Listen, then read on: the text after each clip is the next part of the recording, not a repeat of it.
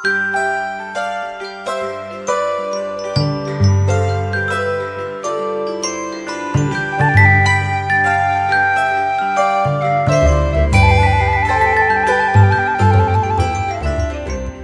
selamat pagi Bapak Ibu Saudara-saudari sekalian. Berjumpa lagi pada hari ini dalam Morning Call edisi Jumat 7 November 2025 bersama dengan saya Pendeta Dresta Titi Halawa yang saat ini bertugas di GPIB Jemaat Sejahtera Sosok Pospalkes Bukit Sinai Sanjan Emberas di daerah Kalimantan Barat.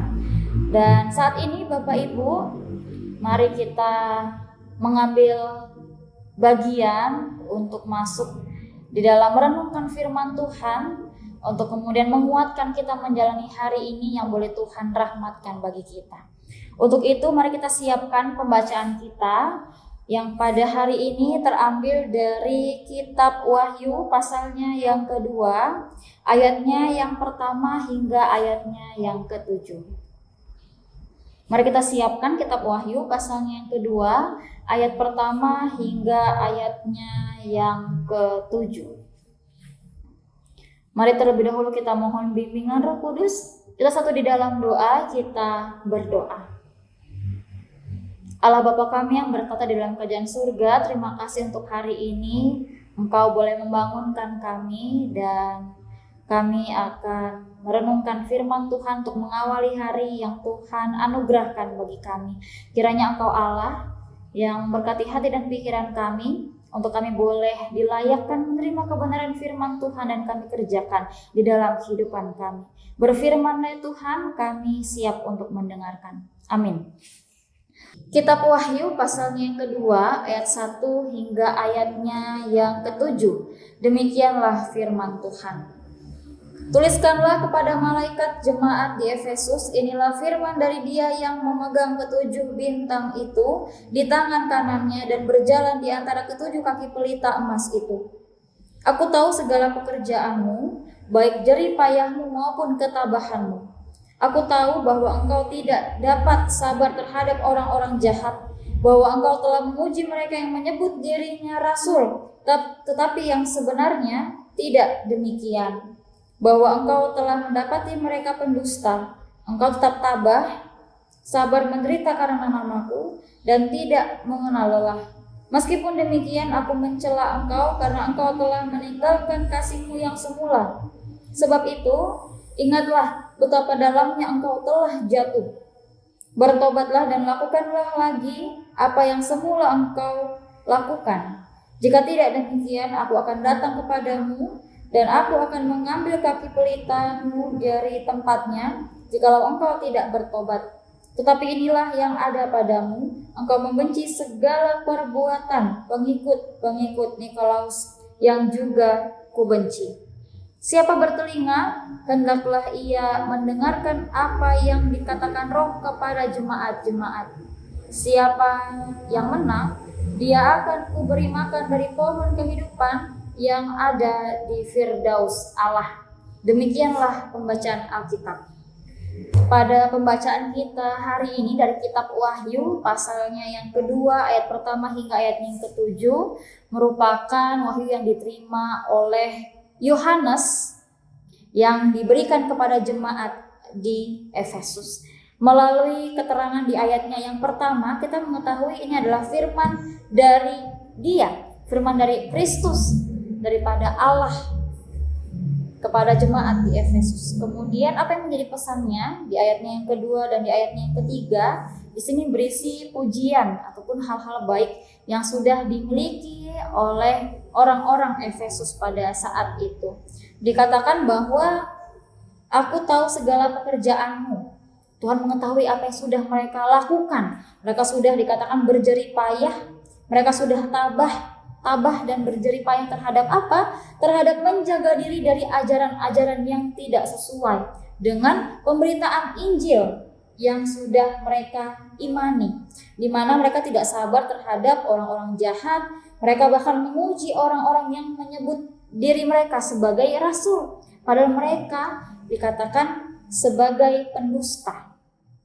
Jadi mereka sudah punya filter diri untuk mengetahui mana yang sesuai, mana yang tidak sesuai dengan pemberitaan Injil yang mereka terima. Namun dikatakan ayatnya yang keempat, aku mencela engkau karena engkau telah meninggalkan kasihmu yang semula.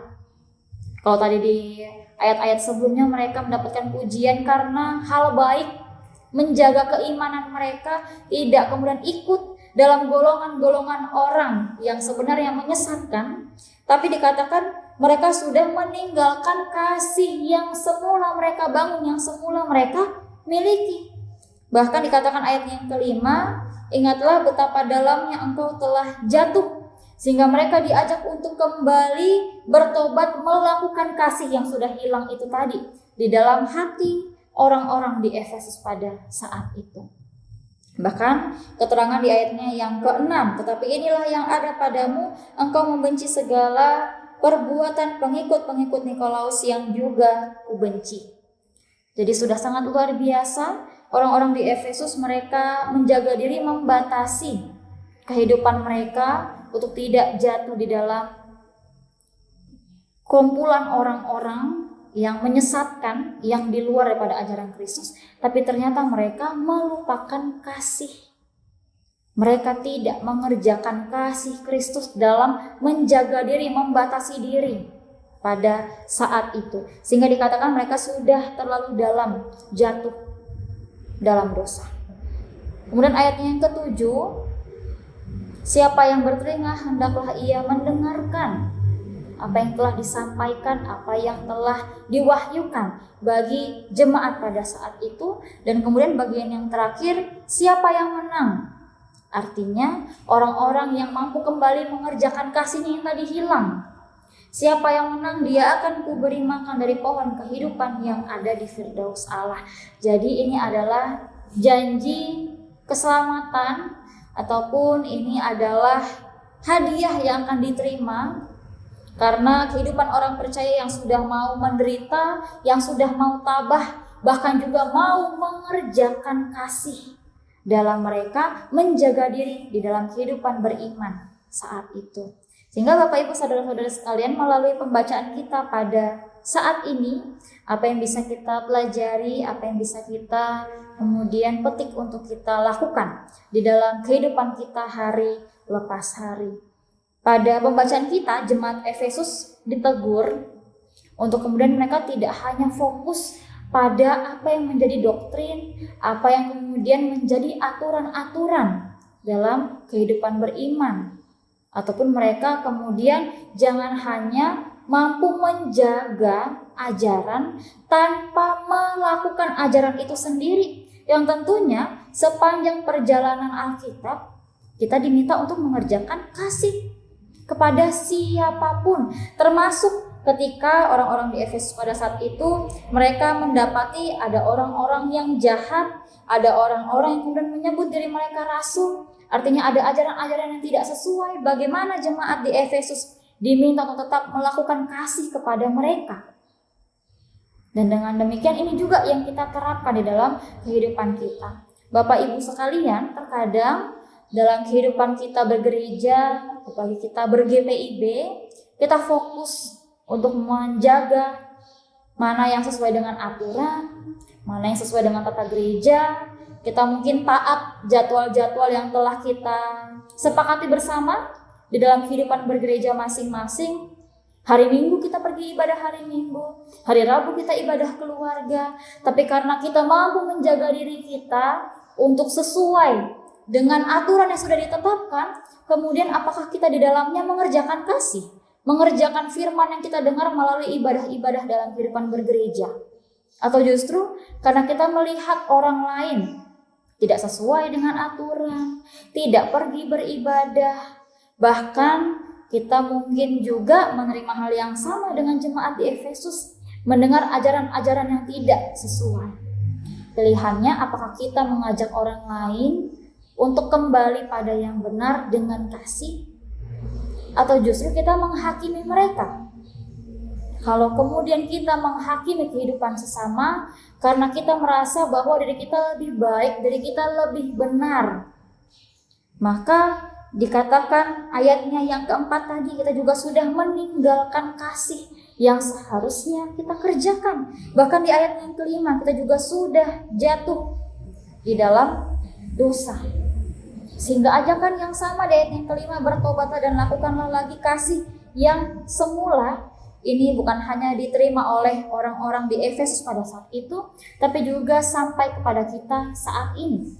Bagaimana kita mampu mengerjakan kasih di dalam kehidupan kita. Jadi kita bukan hanya hafal apa yang menjadi aturan, tapi juga mengerjakan kasih dengan baik. Sehingga Bapak Ibu di dalam kehidupan kita sehari-hari, bahkan ketika kita menjalani hari ini, kita boleh diingatkan bahwa kita tidak hanya mengingat bagaimana aturan-aturan itu berjalan seharusnya, tapi bagaimana kita mengajak orang lain untuk juga ikut tertib, ikut hidup dengan baik, itu dengan kasih. Jangan sampai Bapak Ibu karena kita hafal apa yang menjadi aturan, apa yang menjadi ketetapan, kemudian kita membuat orang lain tersandung di dalam kehidupan mereka dan justru menjauh dari persekutuan. Dan ketika itu terjadi Bapak Ibu, maka kehidupan kita tidaklah mencerminkan apa yang menjadi seharusnya di dalam kehidupan beriman bersama dengan Kristus. Tuhan akan memberkati kita, memampukan kita menjalani hari ini, mengerjakan kasih di tengah-tengah kehidupan kita masing-masing. Tuhan menyertai kita, amin. Bapak Ibu, saudara-saudari yang terkasih, saat ini marilah kita satu di dalam doa, kita berdoa. Allah Bapa kami yang bertata dalam kerajaan surga, terima kasih untuk segala cinta kasih, anugerah penyertaan yang boleh Tuhan anugerahkan, Tuhan berikan kepada kami. Nyata pada hari ini, nafas kehidupan masih Tuhan berikan, kami boleh bangun dengan kesehatan, kekuatan yang asalnya daripada-Mu saja. Biarlah kami yang pada hari ini boleh bersehati untuk mendengarkan firman Tuhan. Engkau Allah yang akan memampukan kami mengerjakan yang telah kami baca dan kami dengarkan bersama-sama. Kami diminta untuk mengerjakan kasih di dalam kehidupan kami sehari-hari. Sehingga kiranya Engkau Allah yang akan memampukan kami menjalani hari ini dengan selalu menjadi pelaku-pelaku firman Tuhan yang mengerjakan kasih dimanapun kami berada. Dan Tuhan, pada hari ini kami akan memulai aktivitas kami, memulai hari kami. Kiranya Engkau Allah yang bersama-sama dengan kami, memberkati kami di dalam kehidupan pekerjaan kami. Kiranya Engkau Allah yang memberikan kami kekuatan, kesehatan selalu, sehingga kami mampu mengerjakan pekerjaan kami dengan selalu takut akan Tuhan. Dan biarlah setiap hal yang kami kerjakan tidak menjadi sia-sia, tapi boleh menjadi berkat yang membawa sukacita di tengah-tengah kehidupan bersama dengan keluarga. Menyerahkan juga seluruh kehidupan kami bersama dengan keluarga. Biarlah juga kami ada di dalam penjagaan bersama dengan Tuhan. Kami boleh menjalani hari ini dengan bersyukur karena penyertaan Tuhan yang boleh Tuhan berikan, sehingga kami bersama dengan keluarga boleh ada di dalam keadaan yang baik, boleh ada di dalam keadaan yang sehat dan penuh dengan damai sejahtera daripada Tuhan. Dan Tuhan, biarlah kami menyerahkan seluruh kehidupan kami ke dalam tangan pengasihan Tuhan. Inilah yang menjadi doa dan harapan kami. Kami serahkan hari ini ke dalam tangan pengasihan-Mu. Di dalam nama Yesus Kristus kami berdoa. Amin. Bapak Ibu, saudara-saudari yang terkasih, kita sudah selesai dalam perenungan hari ini. Kiranya kita boleh menjalani hari ini dengan penuh sukacita. Bahkan kita juga boleh melakukan kasih di tengah-tengah kehidupan kita dimanapun kita berada. Tuhan memberkati kita selalu.